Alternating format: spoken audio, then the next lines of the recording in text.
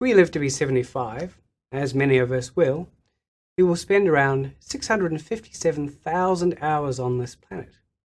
A lot of that time will be spent doing unexciting things like cleaning and shopping, but about a third of that time will be spent on sleeping. So it's obviously a very important activity. Today, we have Kyle Bolton, a researcher on sleep. And today, Kyle will speak to us about why sleep is important and what the factors are that prevent you from having a good night's sleep. Well, according to the latest information from the Australian Bureau of Statistics, the most time-consuming activity for most of us in Australia is actually sleeping. It seems that Australians sleep for an average of 8 hours and 31 minutes a day, which is actually 5 minutes less than in 1997. And if you're wondering who it is that has all that sleep, remember that includes teenagers who are famous for their sleep-ins. So that's a lot of time sleeping. Yes, but not everyone is able to fall asleep quickly. And even if you can fall asleep quickly, it's not always easy to stay asleep. So what are the major factors that affect sleep? First of all, there are physical causes. For example, some people have a sleeping disorder. I won't go into detail now about sleeping disorders, but sleeping disorders are physiological conditions that can affect sleep, such as snoring. Physical factors, such as pain, can also affect sleep. Another physical factor is a person's circadian rhythm, our body clocks. These are determined by genes, and genes dictate whether we are born as larks or owls. In other words, early risers or late risers. Really? That's fascinating. I'm glad to hear my inability to get up in the morning is actually genetic. Well, it could be caused by your circadian clock, but of course there are environmental factors as well.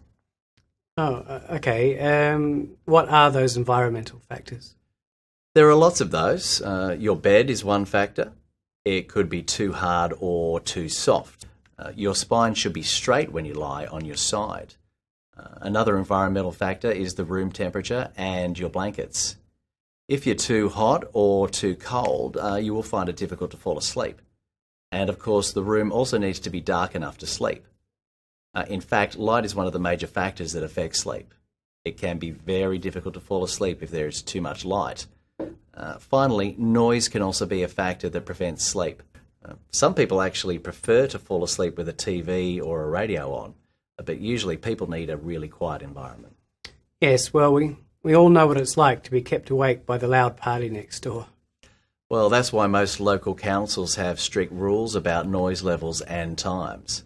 Of course, sometimes the noise is unavoidable.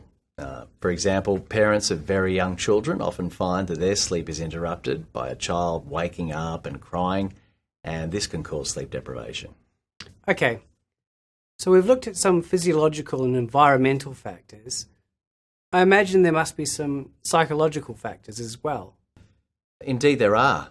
Worry, anxiety, and depression can all prevent a good night's sleep. I think probably most people have experienced nights when they can't sleep because they can't stop worrying about something, turning it over and over again in their brain. Also, research shows that if you're anxious when you sleep, you tend to sleep more lightly. And that's because our bodies react to stress by being ready to wake up quickly. I see. So stress makes our bodies feel like we're in some sort of danger, so we sleep more lightly. Yes, and even though you aren't in any physical danger, the stress affects your body. Okay, well, are there any other major factors that can cause a lack of sleep? Oh yes, there's one more major category of factors. Now these are behavioural factors, things that you do that could prevent you getting a good night's sleep. Drinking coffee or other drinks that have caffeine, like Coke, can keep you awake.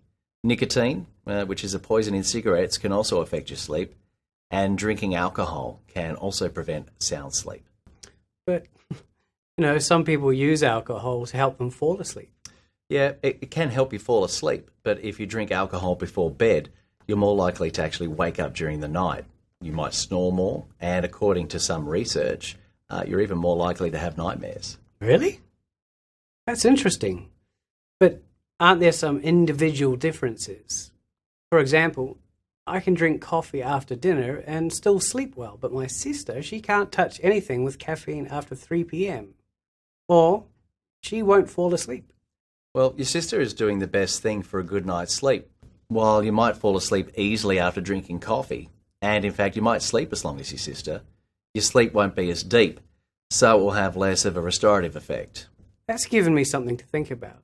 Now, I want to ask one last question about behaviour, and that relates to studying. Lots of students lose sleep because they stay up late studying, especially before an exam. Do you have any comments about that? Look, that's an excellent question, because for students, losing sleep because of studying can be a real issue. Let me read you the conclusions from a recent study on 535 students in Los Angeles.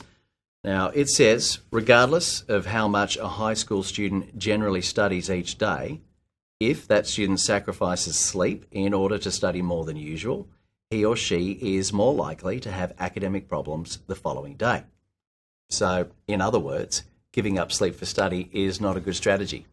Now, this study was on high school students, but there's no reason to believe that the situation is different for university students. The best strategy for students is to plan time to study and allow adequate time for sleep.